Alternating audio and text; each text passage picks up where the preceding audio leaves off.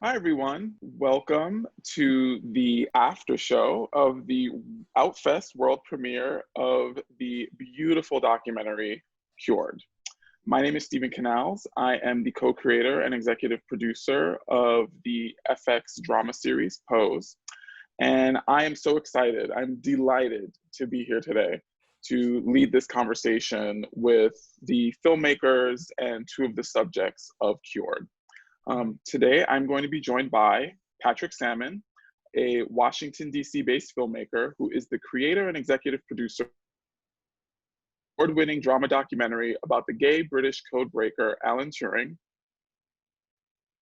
worldwide, and Bennett Singer, an LA-based filmmaker who co-directed Brother Outsider, a wonderful documentary portrait of the gay Bayard Rustin, that premiered at Sundance and won more than 20 international prizes, including the Audience Award right here at Outfest. They are going to be joined by two subjects of their documentary, Cured. Reverend Magora Kennedy has been fighting for social justice for more than as an active participant in the women's movement, the movement for LGBTQ equality, and as a former Black Panther. And Don Kilhefner is an LGBTQ rights activist and psychologist. He is the co-founder of multiple organizations, including the Radical Fairies and the LA Community Services Center, largest LGBTQ center. Now, we don't have thank you all for being here today. I know we don't have a lot of time, so I want to dive right in. So I have a question for Patrick. I understand that the idea for this project began with you, it originated with you. So what was the catalyst for Cured? Why? Well, I appreciate the question, Stephen. And before I dive into some thank yous, first, thank you to you for moderating today's discussion and your interest in this story and your kind words about the film. I want to thank Outfest for providing a platform for our world premiere. So it's exciting to start sharing it with audiences. I also want to thank the crew. You could see from the credits in the film how many people were involved in this effort, years in the making, literally thousands of hours. So thank you to the crew. Thank you also to the funders. Nearly 100 different people put in money to make this film a reality. I want to thank the Mattachine Society of Washington, D.C., which served as the fiscal sponsor for the film. And then I also want to acknowledge our co-production partner, the independent television service, ITVS, which is funded by the Corporation for Public Broadcasting. We couldn't have gotten this film made without their support. So thanks to everyone who made this happen. In terms of your question, I had heard about this subject about 6 years ago, though, my friend, a film treatment about the life of Frank Kameny, and he had me read it, and it was a good treatment. But one of the things that jumped out at me was the scene with the man in the mask, Dr. Anonymous, John Fryer. And that immediately I thought, boy, that documentary idea. I was looking for one after my last film about Alan Turing.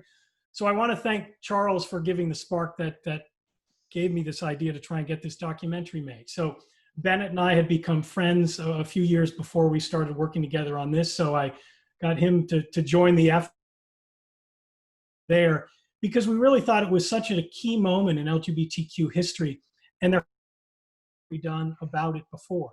So we thought it was an excellent story to tell, to highlight the heroes, like the two people who are on the call, on the Zoom today, to really spotlight this key moment in our history. Wonderful. And I want to just dive over to Bennett. Can you talk a little bit about the production process? So what were those early conversations between you and Patrick?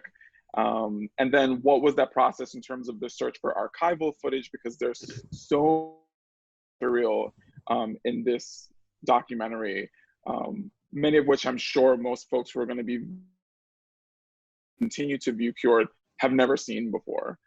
So how long did it take for you to make the film? What are some of the more notable surprises or discoveries that you found along the way? Sure, and let me start by echoing Patrick's thanks. It's such a thrill to finally be at a point of bringing this film into the world after 5 years, to answer that piece of your question. We started back in 2015. And I think one of the biggest challenges was in identifying the key storytellers. We realized that several of them were at, quite an advanced age. Ronald Gold, for instance, when we contacted him, said, I'm 86, I'm in bad shape. If you want, I'm happy to talk to you, but better do it fast. And before we even had any funding, we just, dug into our own reserves and shot that interview with Ronald Gold, which was like 6 hours, and such an invaluable chance to hear his reflections. And he did indeed die soon after that, which is, he was quite prescient, I think, in terms of recognizing that time was so limited. And I'm so grateful for us, because ordinarily we might have said, oh, we'll come back when we raise some money. And, like, the leisurely approach was not a smart one in that situation. And a number of other people whom we interviewed have also subsequently died, like Dr. Richard Green and Dr. Robert Campbell. So there is this sense that there's this trove of priceless memories that are captured thanks to the work we've done and the create.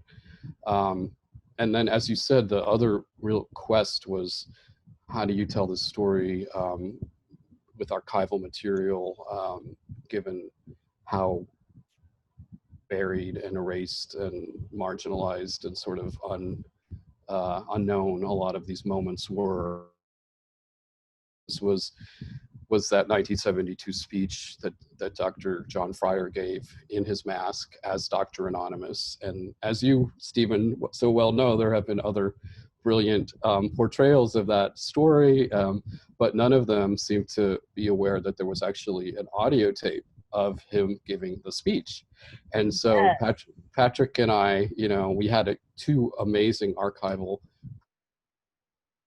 Chandra and Luann Jones, on our team, but in some cases, because we were in Philadelphia, for instance, doing the interview with Kayla Houston, we decided to spend several days ourselves at the Historical Society of Pennsylvania, digging into some of the 217 boxes that were donated to that archive after Dr. Fryer died. And kind of fortuitously, there was a listing in the index of miscellaneous audio tapes, and they weren't really very well labeled. And I sat there listening to tape after tape. And I think Patrick would remember my explosive outburst. It was a library, but I kind of erupted in joy when it was like, oh my God, we found the tape of that moment, and it's his voice. Which is just so priceless, I think, and along with that diary entry that's in the film, which is also priceless, I think, where he says, he had he was still alive after like the hardest day of his life, and he hoped that the effort would not die, which I think is just so poignant and such a good reminder that all of these activists were putting in the case of Dr. Fryer, he could so easily have lost his medical license and lost his career and risked, his livelihood for something that he wasn't sure would ever go anywhere.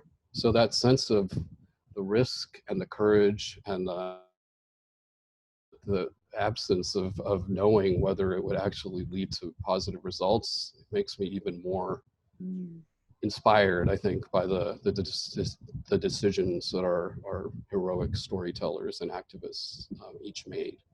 Yeah. One of the things that comes through for me while listening to you speak is that, we as LGBTQ plus people have always had to be the ones to curate our own history. We aren't found in history books. We aren't taught in school curriculums. We've sort of had to be at the forefront of again, curating our history. And what I love so much about Cured is that here we have this really beautiful capsule of a time period that really could have been lost. And you touched upon this when you discussed meeting with Ron, which is that there was this real sense of urgency to complete the interview. And I can feel that sense of urgency while watching Cured as well. And so I wonder, before I move on to talking to Reverend Mogora and to Don Kilhefner, I wonder for you and for Patrick, was there a sense of urgency for you as filmmakers while curating all this archival material, while meeting with all of these subjects beyond Ron Gold? Yeah, I think it was from the very beginning. We, as soon as we connected with Ron, we just knew that this was something that had to be done now. And so, as Bennett mentioned, typically you would sort of come up with an idea, you would look for financial support, and then start spending money and hiring crews and capturing as many recollections as we can from the firsthand participants who made this history, because there's nothing that can replace that sort of firsthand telling of these historic events. So we feel really fortunate able to find so many people who were so instrumental to this story. And still alive. Yes. Yeah. I love this oral history. Like, obviously there's a rich history tradition, particularly within, the African diaspora. And I love that that's captured here. And on Cured, I'm sure, I'm not alone when I say seeing the full 6-hour interview is something that I'm sure many people will be excited to be able to watch. Reverend Kennedy. Hey, hi, we're so honored to have you here. Don Kilhefner, hello. Thank you for being here today. I'm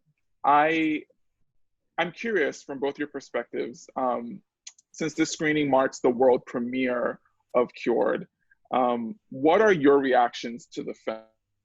You both participated in talking about your role during this time period, but what surprised you or stood out as you watched the documentary, and specifically this portrayal of the movement that you not only lived through, but that you helped to shape?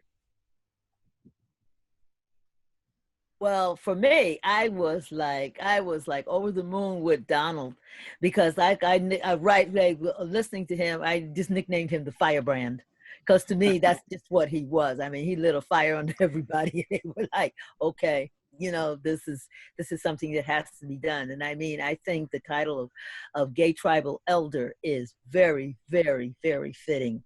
And I wish you had a crown. I wish I had a crown to give you.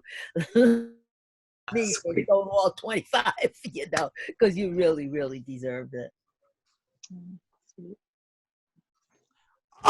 For me, in watching the film, it was very moving for me. First of all, I want to congratulate Patrick and Bennett on creating this. This is a film that young people are dying to watch. Amen. Because they have a great interest among those under 40 for some information about our history. And here it is right in front of them. So I think it's magnificent what they've done, and I'm deeply indebted to them for that. With that said, there are some issues about the history of this period that clarified. Much of the film was dealing with an East Coast homophile perspective, which tends to be more establishment, more cautious, more assimilationist, while the West Coast was very different than that. Where on West Coast it was more in-your-face gay liberation, grassroots, coming from the bottom up, and was more interested in coalitions with feminist groups, with Black liberation groups, with Chicano groups, with on and on and on. So it was a much broader sense of what liberation means. 1969 is the turning point. 1969, it was really about getting them to accept us. After 1969, it was really about self-acceptance. And that's what maybe doesn't come through in the film. We as gay people, gay liberationists in the early 70s, were not sitting around waiting for the APA to change its nomenclature. We were living as free, liberated gay and lesbian people. So that the APA changing their nomenclature was almost secondary to what liberation was doing. Self-acceptance became more important. And when you have an oppressed people who are accepting themselves, who cares what the APA says? Feminists were saying the same thing. Black people were saying the same thing. We live the revolution. We're not waiting for them to emancipate us. So that's from a historical point of view, that's a very important. Now, I am not knocking the film. I'm amplifying the film in what I'm saying. Can you, because I think you pointed out something really interesting, which is the differences to the approach to liberation. You know, those folks based in the East Coast versus the West Coast, and knowing that you were based here in Los Angeles, you were at UCLA for a period of time.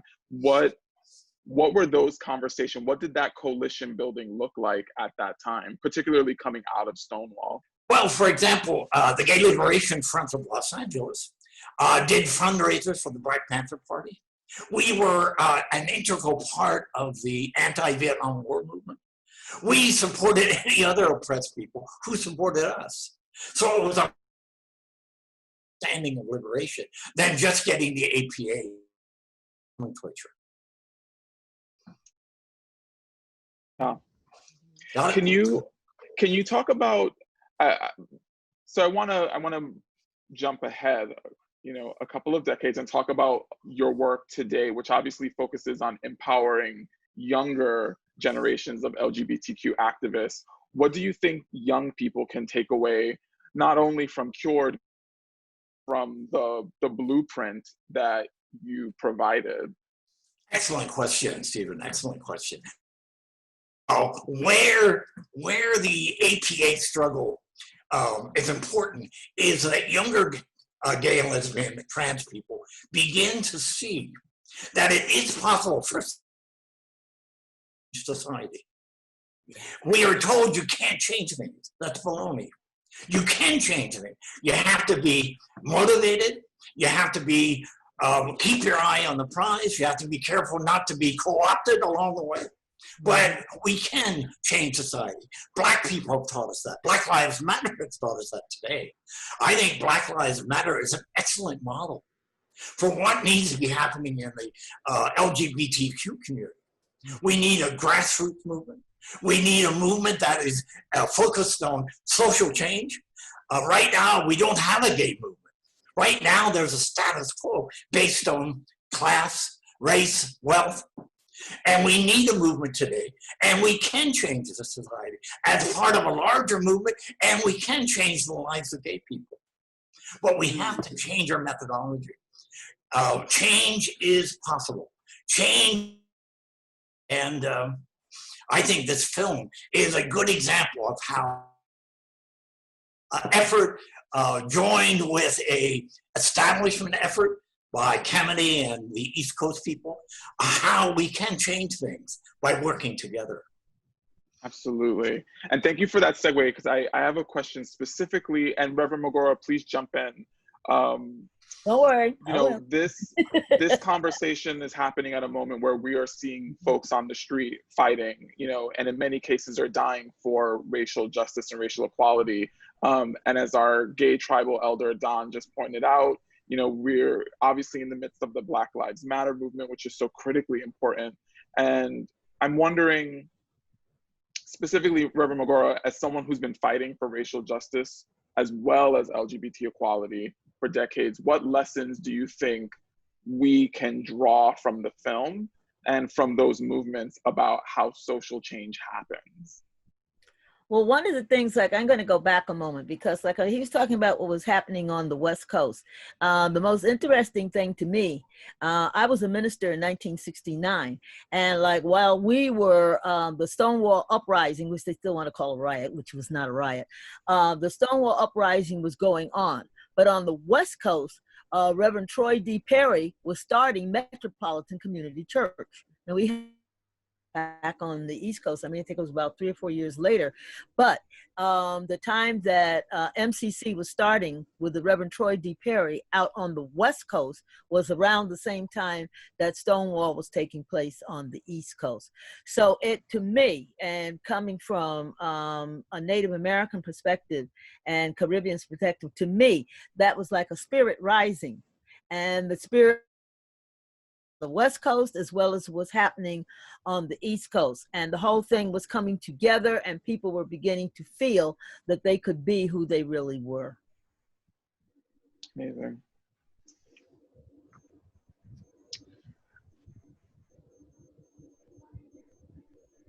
David, I see you're thinking, what's going through your mind?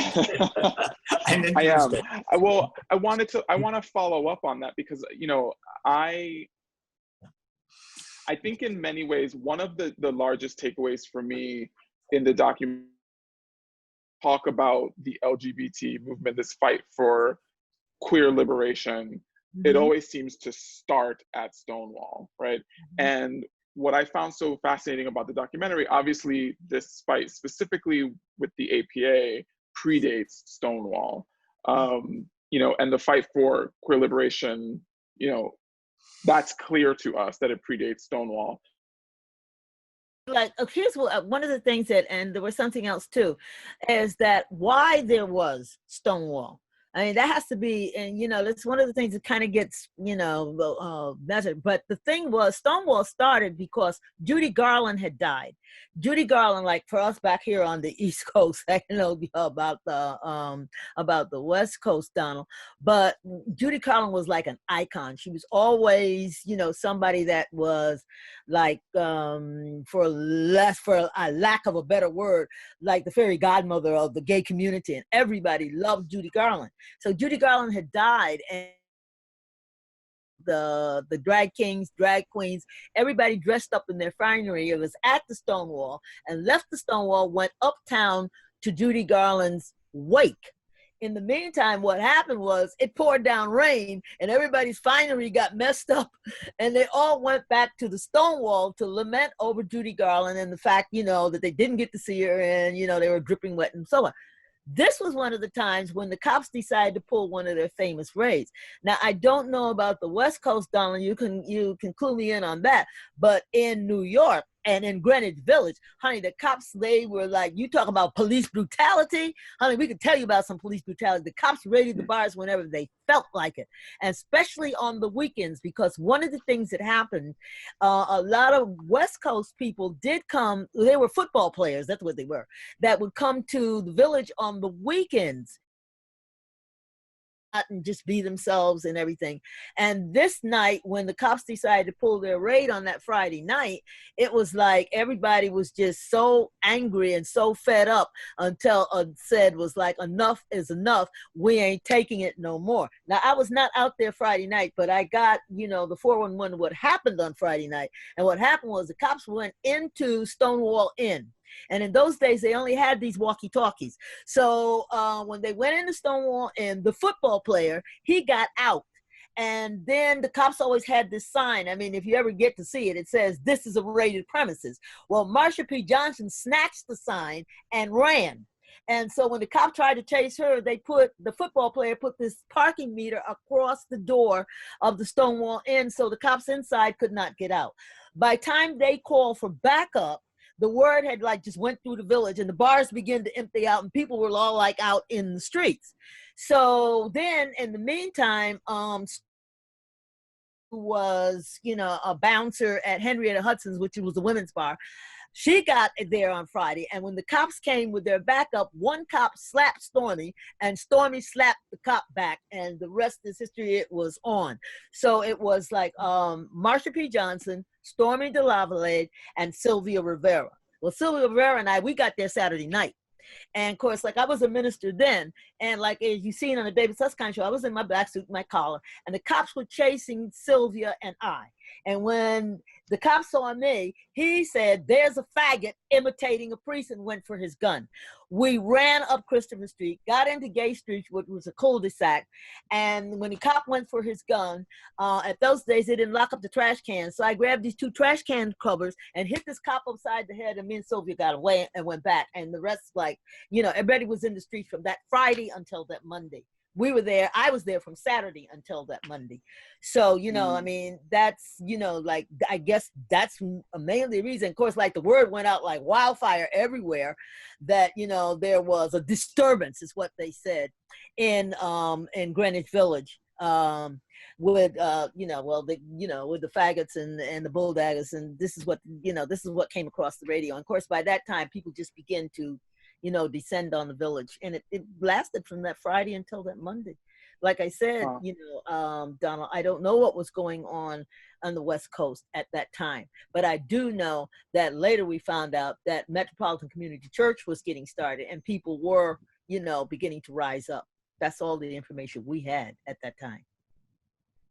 What comes to mind hearing what you just shared is and this is the thing I was going to say about what comes through for me in the documentary, is the way that all of these seemingly disparate moments on each coast obviously all coalesced to create the larger movement. And they're all in, I think, as opposed to where, you know, every June during Pride Month, we seem to really focus on the Stonewall uprising. The reality is that it was a series of uprisings, plural, that were all in conversation with each other. Very good. Very important point. I like what you just said. Yeah. We only have about 5 minutes, and then we're gonna move on. But I do want to just follow up on that. You, Don, as you were hearing what Reverend Magora was saying, what was it like on the West Coast when you heard about Stonewall? Like, did it lead folks on the West Coast absolutely to move forward? Stonewall was a turning point. When I read it, I was a student at UCLA, doctoral student, and read about it. For the first time in my life, there was an action taking place that I could relate to as a radical, politically aware gay man. And within weeks, within months, we had a Gay Liberation Front organized here in Los Angeles, and that happened all over the country. I would differ a little bit with Reverend Kennedy on the causes of Stonewall. I would say that there was a climate at the time of radical change in this country. It was Black college students sitting in lunch counters in the South. It was the Black civil rights movement. It was the audacity of the anti-Vietnam War movement. It was the sweet fragrance of the feminist ideology and action, on and on and on. And we reported that, and we began to see that we were an oppressed people.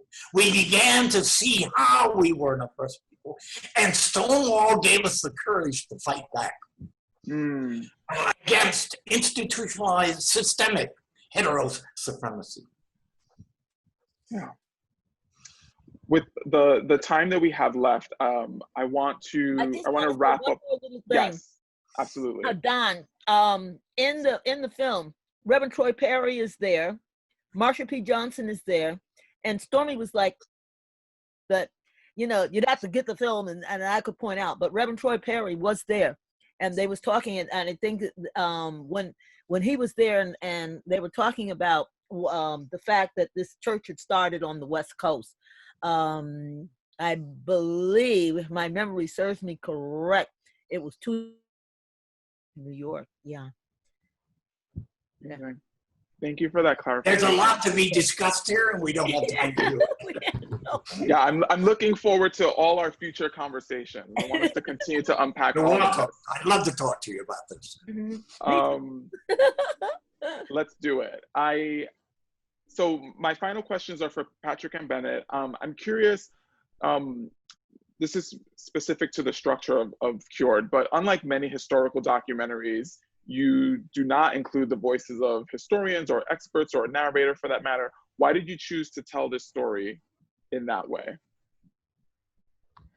Well, it was a long process, and part of it came back to the sort of the philosophy that was kind of imparted to me from my work on Eyes on the Prize, which is the 14-hour PBS series on the history of the civil rights movement that I had the privilege and the honor to work on, and was an associate second series. And there was, as with Cured, there was a board of historians who were guiding us at every step of the way, but the story itself on camera was only told by witnesses. And it seemed to us, and we did grapple with this, could you tell the story without, the expert commentary of historians? It seemed to us that if we could do that, it would have more authenticity and more power.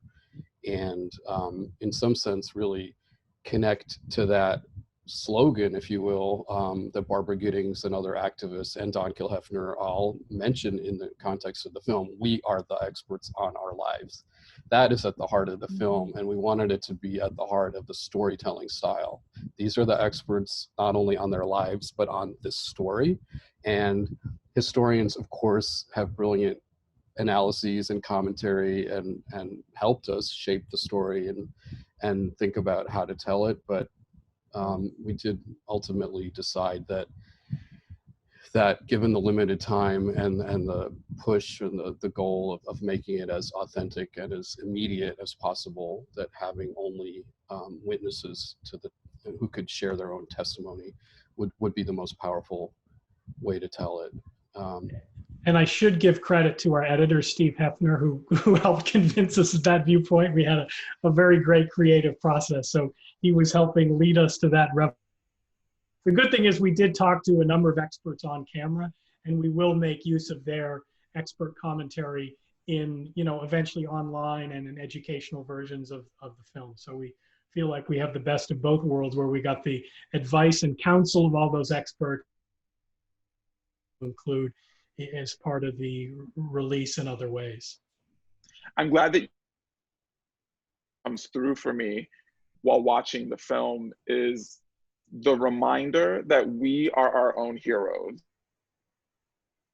I think that is so critically important. And again, I think it's one of the out of the documentary is that we've always been our own heroes. We've never needed anyone else to save us. We've done that for each other. Amen. Our heroes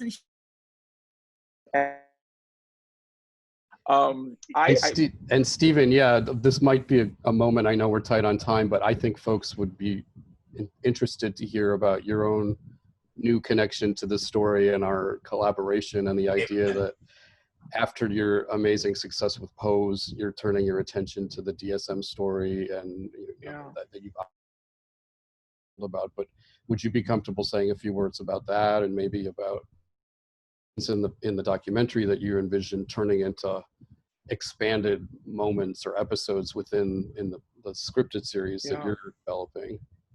Well, I think what's so important for me as a queer Afro-Latin person is that the acknowledgement that I stand on the shoulders of giants, so it is the work of everyone highlighted, including Reverend Mogora, including our gay tribal elder, Don. It is because of their work that we all get to have the conversation that we're having right now, frankly. Absolutely. And that fight for liberation, it didn't end at the moment that the DSM removed the definition, or that the APA removed the definition from the DSM. Preach, preach. That fight for queer liberation, it continues. Yes. And so for me, it is I think that hindsight is 2020. As a storyteller, I love looking back because I think analyze, we can deconstruct the movement and use that as a way to embolden and empower us as we move forward on our laurels as an LGBTQ plus community. And so I think for me, what's so important about folks watching Cured, and certainly the work that we're going to do in series for FX, is that we are reminding all of the young LGBTQ babies the fight doesn't end. It continues, it persists. We have to continue to fight, but we also have to say thank you and honor our elders who did the work and allowed us to be in a position that we are in now. Amen to that. We said, us as Stonewall veterans, we say, we started it, you youngins, y'all finish it. We must, and we must. And so, you know. Stephen, that was inspiring, what you just said. Inspiring to me. Yes. Thank you. Thank you. Thank you both for all of your work. You know, thank you for being at the forefront, for being on the front line on this fight for queer liberation, and thank you for allowing me to sit in, you know, in my authenticity and in my truth. It's truly an honor to speak to all of you today. I've had the opportunity to now watch Cured 10 times. I've seen it quite a bit. And one of the things another thing that I really love about the documentary is that every time I watch it, there are new takeaways for me. And so my final question what are your plans for distributing the film following today's launch? Yeah, we'll be in other virtual festivals throughout the fall, so stay tuned for that. You can follow us at Cured Documentary to get more details about that. And we will theatrical screenings. I know various theaters around the country are doing that. We have ambitious plans to do educational screenings, screenings with LGBTQ organizations, with mental health organizations, to physicians, use it as an educational tool. Certainly, Don talked about young people, and so we're really committed to using this as an educational tool to continue to inspire change. And then we're also, of course, going to have an hour will eventually be on Independent Lens on PBS. So we're really excited that this film will have a national broadcast on PBS so that it can, you know, get to all corners of the world on free TV. The idea that there won't be any barriers for people to learn about this story and meet the great heroes that this and sheroes that this film highlights. Wonderful. Well, if you haven't had an opportunity to see Cured, but you're watching this Q&A, and if you have and you want to watch it again, be sure to follow at Cured Documentary on Instagram, on Facebook, to see what other screenings Cured will be part of, in addition to its launch sometime next year on PBS.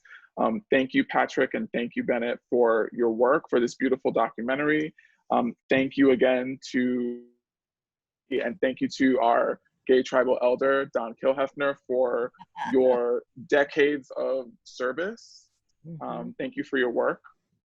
Thank you for fighting for queer liberation and continuing to devote your lives to this fight. We appreciate you. Thank you so much. One of the things that's happening is that we are going to Washington, National Action Network, Reverend Al Sharpton and the Floyd family, Martin Luther King's son, Martin III.